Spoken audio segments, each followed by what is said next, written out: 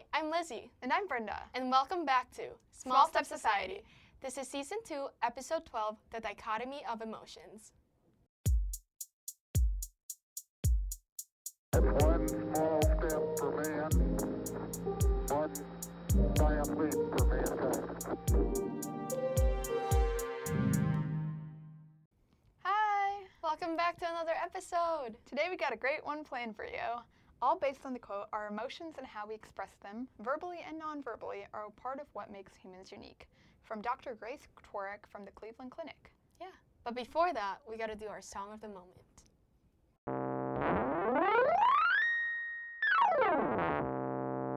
So Lizzie, what's your song of the moment? My song of the moment, I gotta preface this. The song title is in German, so I'm gonna ask Google Translate to say it for me because I do not speak German. But the English translation of the title is called The Light of Day is Fading. Okay. So this is the title. Die Schatten werden länger. Cool. Yeah, it's from the Austrian musical called Elizabeth, but I'm listening to the version of Kai and Togyum. So the song is in Korean. Okay. Yes. I know Lots it's a of little languages. confusing. Yes, I'm sorry. But very cool. Yes. So what's your song of the moment? Roller Coaster by Bleachers. Which, I don't know if you know who Bleachers are, but one of the people in the band is Jack Antonoff, who has written so many hits in his career, Yeah. like for Taylor Swift, Gracie Abrams. Yeah, I don't know who he's a big name for sure. Mhm. I know that name, Crazy producer. yeah. So, like I mentioned, this week we have the dichotomy of emotions. And what better illustrates this contrast between emotions than laughter and crying? Yes. Yeah, let's start with laughter though. So they say laughter is the best medicine. And I agree with them, but I have some scientific proof for this. So helpguide.org and also Mayo Clinic has provided us their research. They say that laughter relaxes the body, it relieves physical tension and stress, and leaves your muscles relaxed. Right? So that's a health benefit. And it also boosts the immune system. It decreases the stress hormones, which we talked about a little bit during the sleep episode. And it also increases the immune cells and infection-fighting antibodies. Cool. I wonder how big this immune system boost is, though.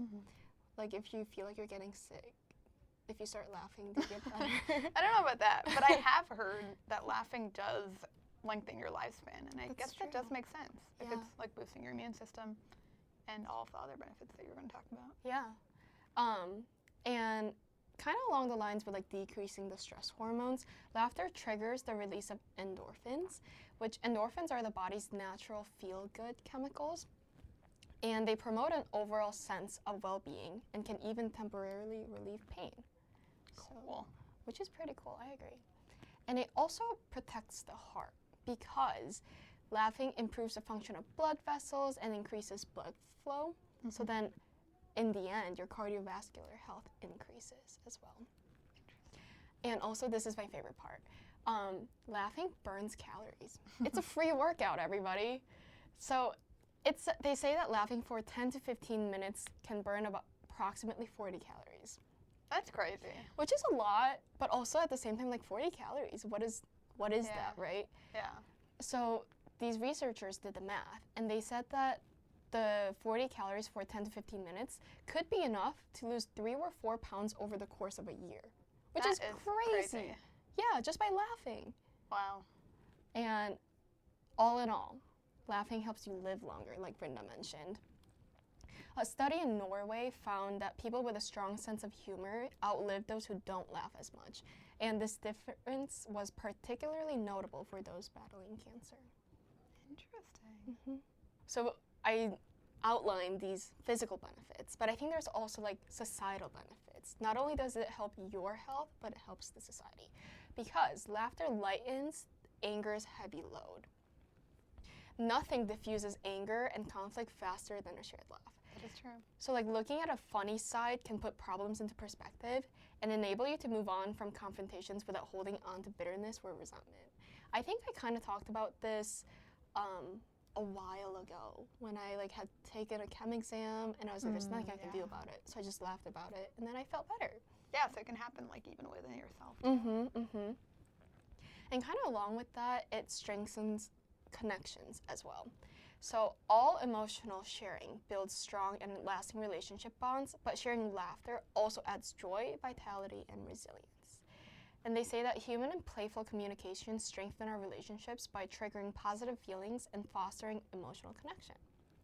And also, kind of tying back to the diffusing the anger and the conflict, laughter unites people during difficult times. So it really does strengthen the community and the relationships between people. Yeah, I feel like that's how you make your quickest friends too. Like strengthening connection is you just find something that you have in common that you can laugh about, or like you have that common sense of humor, and it's just, like instant.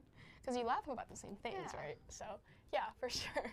Speaking about laughter uniting people during difficult times, laughter also gives you courage and strength to find new sources of meaning in life, because using humor is a good way to overcome challenges and it enhances your life. But all in all, the best part about laughter with the societal ties is that laughter is contagious.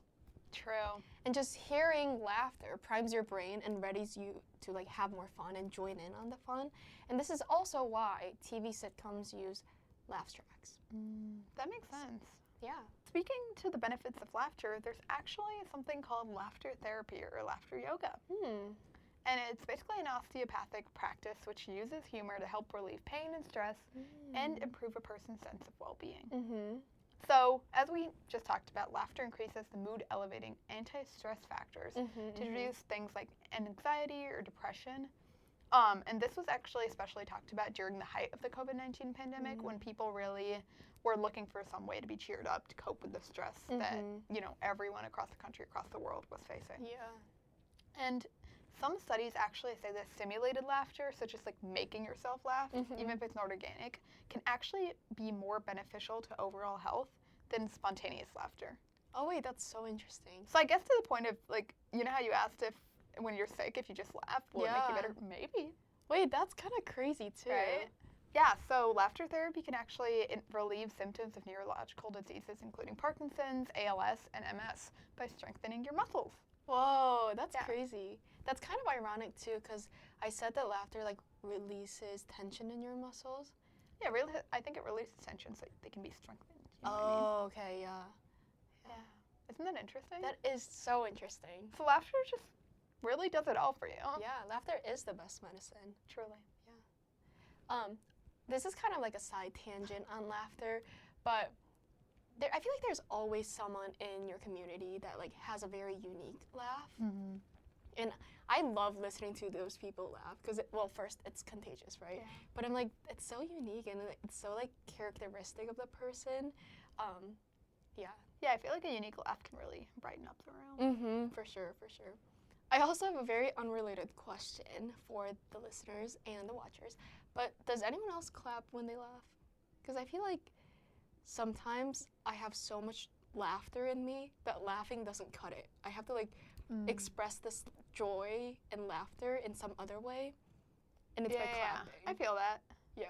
For me, sometimes I'm a clapper, or like a slap the table kind of person, but I think most of the time when I find something really funny, it turns into a silent laugh. Okay, yes. I feel like that's how you know it's funny. Yeah, it's either like the clap, the slap, or the silent laugh. Yeah. I have another question. What is it? Have you ever laughed so hard that you start crying? Yes. I've done this a couple times. Same. It's kind of a highlight experience, I feel like. Yeah. It's very memorable. Yeah. Because there's not a lot of these moments, so. But you just know that it was just so funny. Yeah. Yeah. Speaking of, let's go on to crying. Yes. Though this is a generalization. I think a lot of the time, if you can't feel better by laughing about a situation, it helps to cry about it. Yeah. You know, they say laughter is the best medicine, but what if crying is the second best medicine? And so I feel like it is, honestly, because this kind of goes directly into what I wanted to talk about, which is how crying is kind of a release mechanism. And usually we laugh because we're releasing like the emotion of humor. Yeah, like joy. Yeah. And crying is kind of the counterpart to that. Researchers in the 1950s and 60s actually compared crying to a safety valve that releases superfluous emotional energy or relief of tension. So keeping the valve shut tight could actually cause a backup of negative energy that could be both mentally and physically detrimental. Yeah. Yeah. And I feel like that's the thing with like bottling up emotions. Like we don't want to bottle up emotions because it turns out to be bad, right? Yeah. So. And I feel like it would be better to like just cry every now and then rather than holding it all in and then suddenly you just have like a week where everything's just going awry. Yeah. According to Lauren M. Bilsma, the stress relieving response of crying is preceded by an uptick in parasympathetic nervous system activity, which in much less scientific terms, it just means that crying helps you relax. Whoa, laughing helps you relax and crying helps you relax. Right? That's why crying is the second best medicine, you know what I'm saying? But, I mean, that makes a lot of sense going back to the thing about bottling up your emotions and releasing that valve. Crying just lets it all out. Yeah. And once you cry about it, you know, you're already kind of letting go of some of the negative energy, which means that you can relax because you don't have that, like, piling up inside of you. Yeah.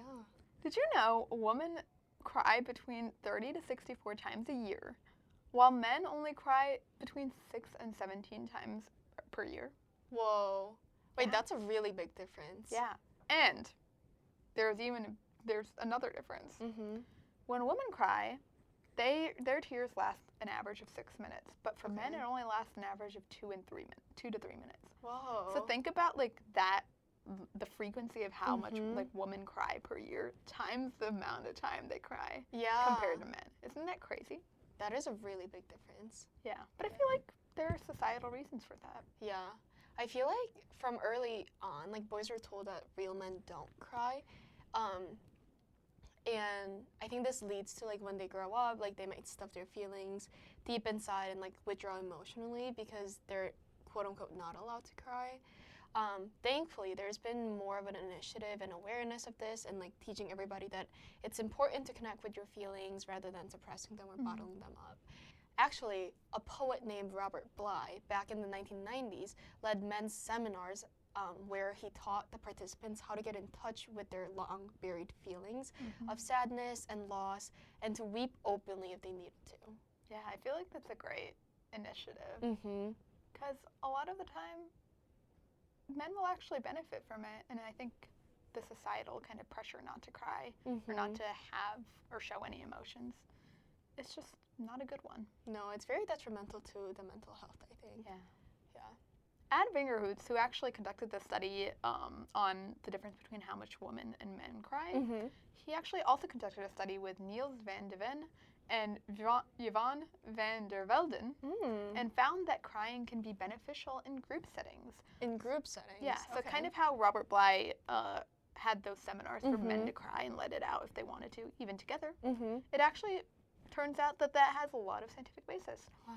This is because people are more likely to help a person with visible tears than the same person who doesn't have tears. So if you think about babies, that's kind of evolutionarily why they cry. Oh, because it's like, they'll help me. Yeah. Yeah. Like they don't have any other way of expressing themselves, but innately we just cry when we need help, which is also why people are more likely to help us when we're crying. Yeah. So we appear more helpless, we need the support, and tears also make observers feel more connected with the crying individuals. Okay. And tears actually make individuals look friendlier.